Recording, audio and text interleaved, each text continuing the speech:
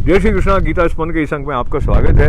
तो अब 5वें अध्याय के जो अंतिम श्लोक की तरफ हम बढ़ रहे हैं। तो धीरे धीरे भगवान कौन है ऐसा जो शांत ब्रह्म को प्राप्त होता है उसके बारे में बता रहे हैं। 24वें श्लोक में भी बताया था। अब 25वें श्लोक में आप कहते हैं लभन्ते ब्रह्म निर्वाण मृषय क्षीण कल्मषाः।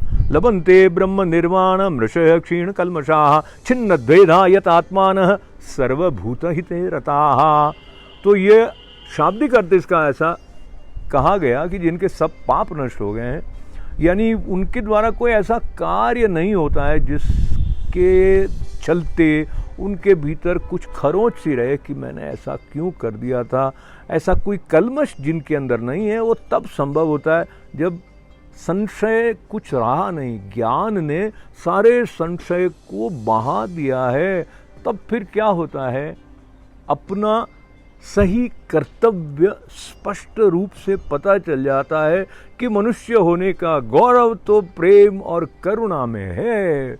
और जो प्रेम और करुणा से लबालब भरे होते हैं, ऐसे महात्माओं के समीप भी जब होते हैं तो हमें एक अगाध शांति का अनुभव होता है। और जब हमारे भीतर से उस प्रकार की करुणा प्रकट होने लगेगी तो वो जो मनुष्य होगा वो सभी के कल्याण की बात सोचेगा। सर्वे भवन्तु सुखिनः जो भारतीय संस्कार है श्रीमद् भगवद गीता, उससे हम कैसे अनुनादित होकर रहे हैं उसके बारे में हमें जो संकेत कर रही है श्लोक के माध्यम से। तो यहाँ कहा कि जो संपूर्ण प्राणियों के हित में रहित है, और ऐसा तब हो सकता है जो कि अपने मन को जीत पाया हो और फिर निश्चल भाव से परमात्मा में स्थित हो गया हो।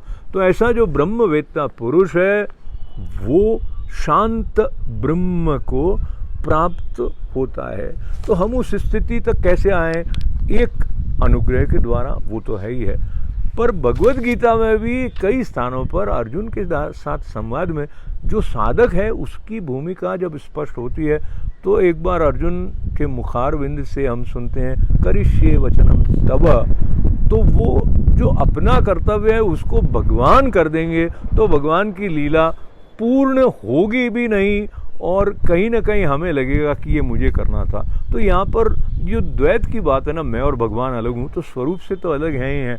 हम अपना जो जीवन जी रहे हैं साधना के द्वारा हम उस साध्य तक पहुँच जाए जहाँ ये द्वैतपना समाप्त हो जाए। उस तरफ नहीं जाते हुए अपने उद्धार के लिए हमें स्वयं प्रयत्न करते रहना चाहिए। ये बात अर्जुन जी के द्वारा भगवान हम तक पहुँचा गए हैं। जय श्री कृष्णा।